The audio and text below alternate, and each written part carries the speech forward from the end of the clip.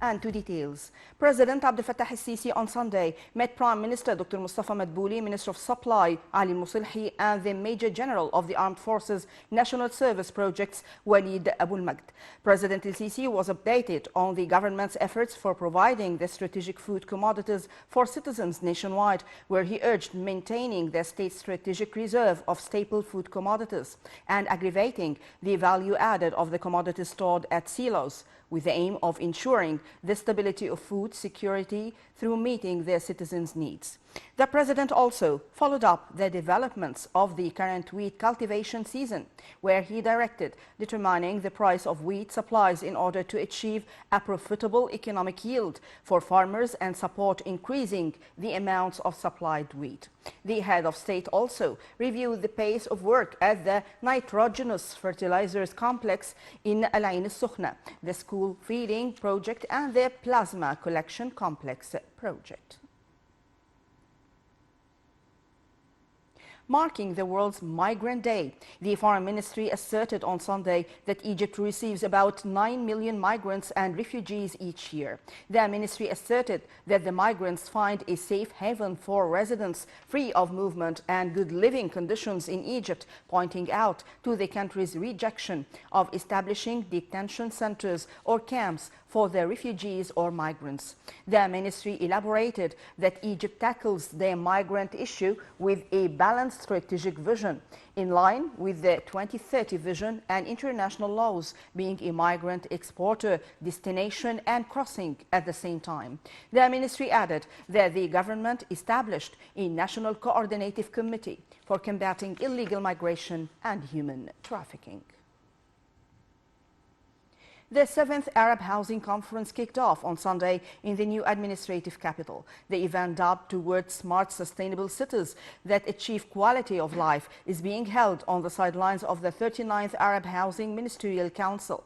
Addressing the conference, the Arab League Secretary General Ahmed Abul Ghait said there is an unprecedented awareness in the Arab societies directed to establishing new smart cities, which would help decrease harmful emissions and provide clean energy. He noted that the new capital was a barren land 6 years ago, but thanks to planning and the political leadership's will, it has become a symbol of Egypt and its future.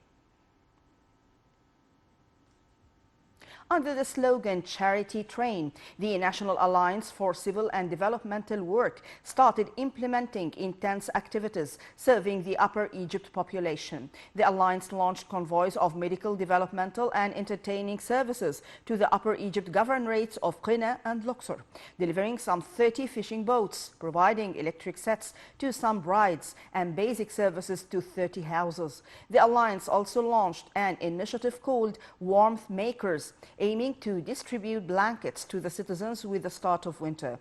The alliance also contributed to the 4th phase of an integrated medical city for cancer treatment, the first of its kind in Upper Egypt, which is set to be shortly inaugurated to raise the awareness of citizens on the disease and offer them medical care they need to curb its spread.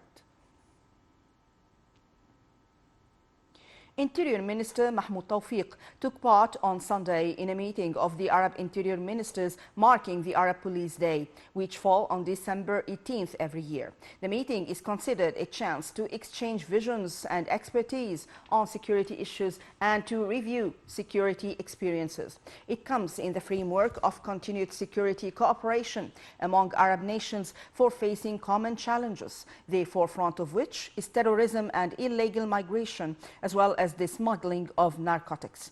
Egypt is keen to participate every year in this meeting to commemorate the Arab Security Common Work, which has seen this year intensive common activities that aim at securing Arab nations. On the sidelines of the event and within the framework of Arab bilateral cooperation, Egypt and Saudi Arabia signed a cooperation agreement to boost bilateral security collaboration and combat crimes. The Ministry of Interior also received a number of Arab interior ministers who visited police facilities and stations to benefit from the Egyptian security experience.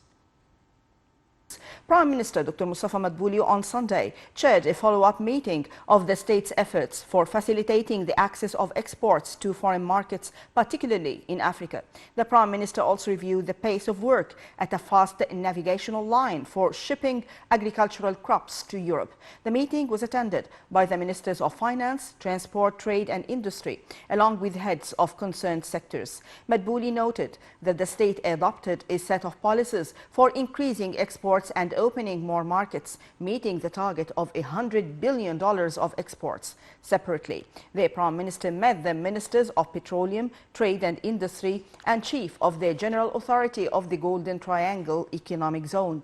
He noted that the zone is promising for mining activities and investments, being full of mineral resources, and urged developing it to be placed on the current investment map. Minister of Supply and Domestic Trade Ali Al-Musalhi said on Sunday that a higher committee will be formed to set a fair price for strategic and basic goods. He said the committee will be formed of members from the Industry Union and the Union of Chambers of Commerce and the Consumer Protection Authority. Al-Musalhi said the basic and strategic goods are to be between 10 and 15 goods, adding that there will be no obligatory pricing, but a fair price will be determined in accordance with the cost of production except for rice. Egypt's stock market indices collectively went down in the trading session on Sunday after profit-making selling operations by Arab and foreign investors exceeded selective purchasing operations by local investors. The benchmark EGX 30 index slid by 1.97% to close at 14,843 points. The equal weighted indices EGX 70 and EGX 100 fell 0.95% and 1.1% respectively. The market capital of listed companies lost 13.5 billion Egyptian pounds to close at 960 billion.